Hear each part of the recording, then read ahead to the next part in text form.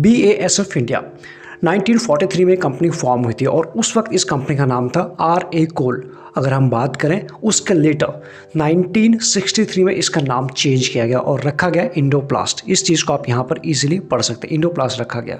Again अगर हम बात करें 1967 में इस कंपनी का रीनेम किया गया और उसके बाद फाइनली BASF इंडिया इस कंपनी का नाम रखा गया। यानी 3 बार इस कंपनी का नाम चेंज हुआ है, उसके बाद अभी तक चल रहा है।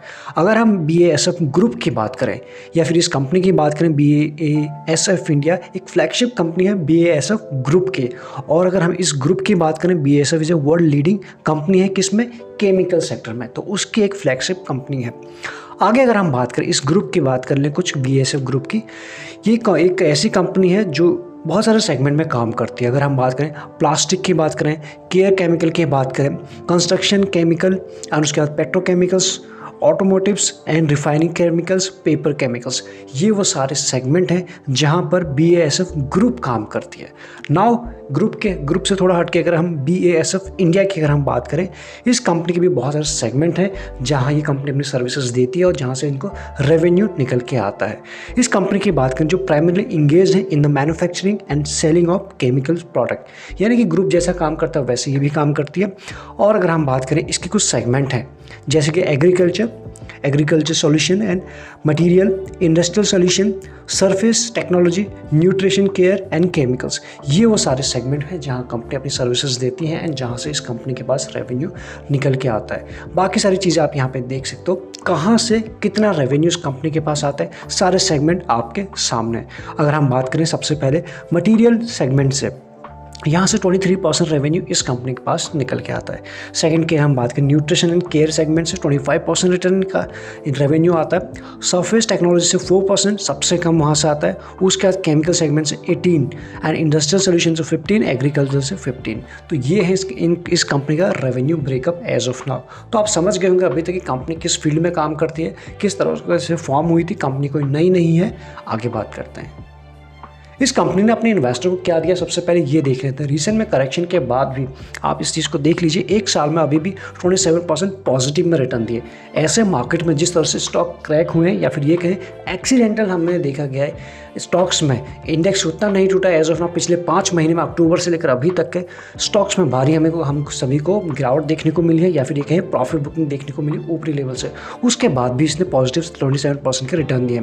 आगे अगर हम बात करें 2 साल में 174% के रिटर्न, अगेन दिस इज मेरे हिसाब से काफ़ी अच्छे है। और 3 साल में 108, यानी हर एक पैरामीटर पे इस कंपनी ने अच्छे रिटर्न दिए। ऑल्दो अगर पिछले 6 महीने की बात करेंगे तो सिर्फ नेगेटिव रिटर्न दिए। सिर्फ यही कंपनी नहीं जो आप अभी अपने पोर्टफोलियो में जिसको आपने रखा है उसने भी नेगेटिव दिए हैं, और जो आप अभी नए फ्रेश लेने की सोच रहे हैं उस कंपनी ने भी इस पिछले 5 से 4 महीने में नेगेटिव रिटर्न दिए। यानी मार्केट में हालत ही कैसे ऐसी है ग्लोबल लेवल पर। तो कुल मिला के नंबर अभी आपको अच्छे ही देखने को मिल रहे हैं। आगे अगर हम बात करें इन कंपनी ये जो नंबर है किसने ड्राइव किया, तो वो आप देख सकते हैं क्वार्टरली नंबर्स के फॉर्म में। ये नंबर आपको कई सारी चीज़ें बताएंगे। अगर हम सबसे पहले बात करें मार्च से लेकर दिसंबर का पूरा इतिहास आपके सामने है। लेट्स सी, सेल्स इंपॉर्टेंट होती है किसी कंपनी के लिए, उसके बाद ऑपरेटिंग प्रॉफिट, देन उसके बाद नेट प्रॉफिट। तो यहाँ आप देख पाएंगे इस कंपनी का जो सेल्स है चारों क्वार्टर में आपको अप जाते हुए नजर आ रहा है, या फिर ये कि कोई बहुत बड़ी डिप आपको देखने को नहीं मिल रही। मार्च में थी 2806, उसके बाद 3 अप हुआ, उसके बाद 3 अगेन 3004 अप, और उसके छोटी सी डिप हमें दिसंबर क्वार्टर में मिली। अदरवाइज इसकी सेल्स काफ़ी अच्छे हैं। इस चीज़ को आप यहाँ देख सकते हो, 219 से ये 177 यहाँ हुआ था, अदरवाइज 219, 290, 229। आपको इसमें एक अच्छा अपमूव भी देखने को मिल रहा है। अगर छोटी गिरावट है जिस तरह का एज ऑफ नाउ का सभी कंपनीज के रिजल्ट आए थे क्वार्टरली, पिछले क्वार्टर की भी बात करें बड़ा डेंट देखने को मिला था या फिर मार्जिन का इश्यू सभी में रहा था। ऐसे में इस कंपनी के नंबर वीक नज़र आए हैं पिछले 2 क्वार्टर की, वो आपके सामने है, लेकिन बहुत बड़ा डिप नहीं है, क्वार्टरली पे आपके सामने है। उसके बाद अगर हम बात करें 56 था इसके नेट प्रॉफिट मार्च 21 में, और उसके बाद ये 110 हो चुका है। तो बीच में 200 के आसपास भी गया था। अभी भी अगर देखा जाए तो क्वार्टरली बेसिस पर ये कंपनी अच्छा ही काम कर रही है।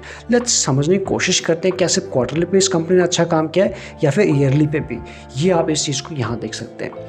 18 से लेकर यानी मार्च 18 से लेकर 18 से लेकर के मार्च 21 तक का डेटा आपके सामने, यहाँ पर सारी चीज़ें क्लियर हो जाती हैं। क्योंकि क्वार्टरली बेसिस पे कभी कभी कुछ हो जाता है, अप्स एंड डाउन हो जाती हैं, बाकी अदरवाइज हमें ब्रॉडर वे में जब हम देखते हैं तो सारी चीज़ क्लियर हो जाती है। 5583 थे इस कंपनी का 18 में सेल, और वो जाके हो चुके 12 के आसपास। तो आप समझ सकते हैं किस तरह से ग्राफ के फॉर्म में ही है, कंटिन्यूसली अप ट्रेंड में बनी हुई। यही एक पॉजिटिव चीज़ होती है किसी भी कंपनी के लिए। शॉर्ट रन में अप्स एंड डाउन हो जाते हैं, जैसे कि स्टॉक मार्केट में हम देखते हैं किसी क्वार्टर में कोई कंपनी नहीं चलती है, रिटर्न नहीं देती, इसका मतलब कोई कंपनी ख़राब हो गई या फिर उसके बिजनेस मॉडल में कोई दिक्कत आ गई है। लेकिन उसके बाद लॉन्ग रन में जब आप देखेंगे, जैसे अच्छे रिटर्न हमको देखने को मिलता है, वैसे इसके भी आपको रिजल्ट देखने को मिल रहे हैं। इसी चीज़ को अगर हम ऑपरेटिंग प्रॉफिट के फॉर्म में देखने की कोशिश करें तो आप यहाँ पे देख सकते हैं 346, ये था इसका मार्च 18 में इसके ऑपरेटिंग प्रॉफिट। वो अभी पहुंच चुका है 916। क्या कहेंगे आपसे, बुरा कहेंगे? शानदार है, मेरे हिसाब से बहुत शानदार है। अगर हम नेट प्रॉफिट की बात करें 246, ये बीच में थोड़ा डिप हुआ था, लेकिन इस साल आप देखिए किस तरह से 21 में ये सारी चीज़ें 20 और 21 के बाद जो बाहर निकल के आई हैं 500, ये तो यानी 18 से भी सबसे ऊपर इस साल इस कंपनी ने रिजल्ट दिखाए हैं। तो जिसे आप कहेंगे एक अच्छी ग्रोइंग कंपनी दिखाई पड़ रही है एज ऑफ नाउ। देखने की कोशिश करें कितने कैसे रहे इसके ग्रोथ परसेंटेज, कैसे हैं इसके सेल्स ग्रोथ परसेंटेज की फॉर्म में, तो वो आप यहाँ पे देख सकते हो। 5 साल में 15% की सेल्स ग्रोथ रही है। अगेन दिस इज सुपर, मेरे हिसाब से बहुत सुपर है। 3 साल के बाद के 20, अगेन दिस इज गुड, और 26 यानी इसकी जो सेल्स ग्रोथ है वो बढ़ते हुए देखने को मिल रही। उसका एक झलक आपने यहाँ पे ग्राफ के फॉर्म में देखे थे यहाँ पर।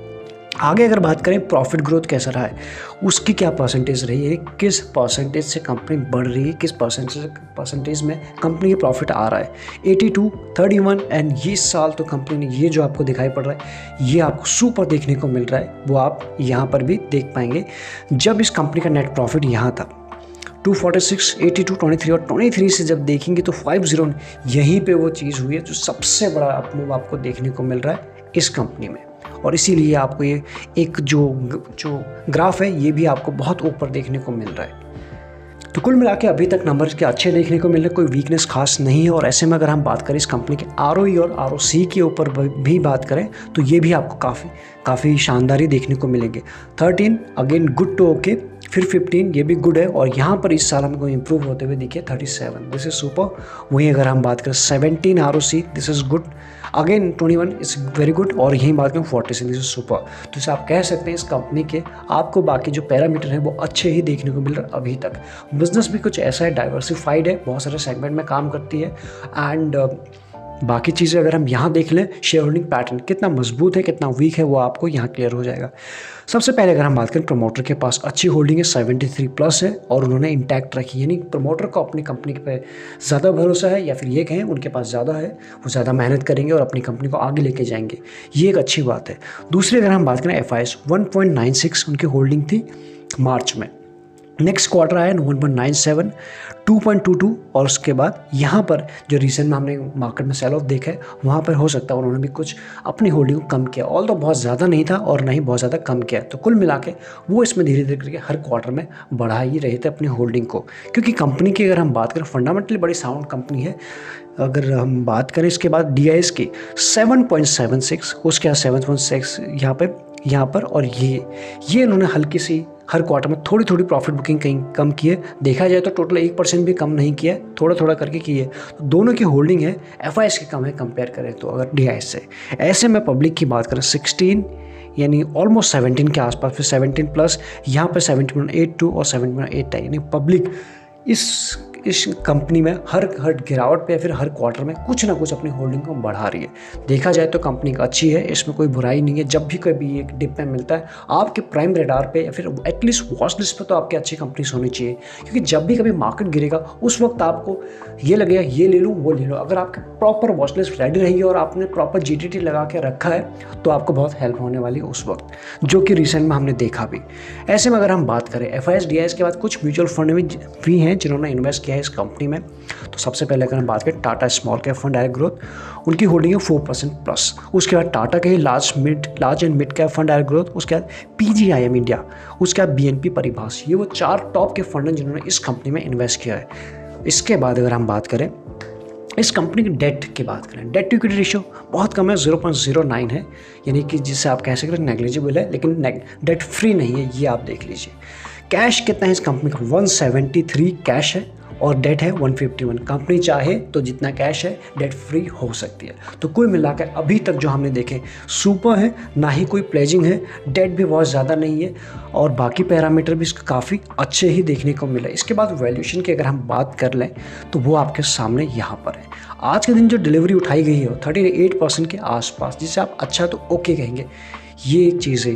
डिविडेंड यील्ड भी है यानी कि 0.36। बहुत ज़्यादा कंपनी आपको डिविडेंड नहीं देती है, 1% से कम ही है, बट कुछ ना कुछ आपको देती है। उसके बाद अगर हम बात करें इंडस्ट्री पी, 43 का इंडस्ट्री पी चल रहा और इसका चल रहा है 24, यानी कि अभी भी आपको अच्छे प्राइस के आसपास ये मिल रहा है। जिस हिसाब से कंपनी है, मेरे हिसाब से सभी के वॉच लिस्ट पे कंपनी होनी चाहिए।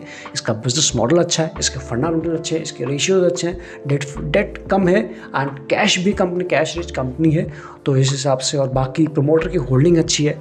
और अगर हम EPS की बात करें ये और भी शानदार है। तो कोई ऐसा पॉइंट मिला नहीं इसमें जिसके दम पे हम ये कह सकते हैं कि इसको नहीं रखना चाहिए अपने वॉच लिस्ट पे या फिर इसको नहीं लिया जा सकता। इन सब के बाद कंपनी का बिजनेस मॉडल जो है वो एक ग्रोइंग सेक्टर है। केमिकल सेक्टर की अगर हम बात करें, एग्रोकेमिकल की हम बात करें, तो ये अभी भी एक फोकस वाला स्टॉक है। बाकी जब भी कभी मार्केट में आपको डिप मिले या फिर एज ऑफ नाउ तो डिप है ही, तो आप इसको अच्छे लेवल के आसपास आप टेक्निकल एनालिसिस करके अपने रडार पर रख सकते हो। फंडामेंटली तो हम इसे चेक करने की कोशिश की, बाकी टेक्निकली आप कीजिए। अगर आपको लगता है कि हमें करना चाहिए तो आप कमेंट करके बताएंगे, तो नेक्स्ट वीडियो इसके टेक्निकल एनालिसिस के भी पोस्ट कर देंगे। चलिए इस वीडियो में इतना ही। अगर आपको वीडियो ठीक लगता है, एक वीडियो बनाने में थोड़ा ज़रा मेहनत ज़रूर लगती है, लगे तो लाइक करके बता सकते हैं, अपना रिएक्शन हम तक पहुँचा सकते हैं। इस वीडियो में इतना ही। बाकी सारे इंपॉर्टेंट लिंक्स आपको मिलेंगे डिस्क्रिप्शन में, लगे यूजफुल तो आप ज्वाइन बटन भी कंसिडर कर सकते हैं। Thank you so much.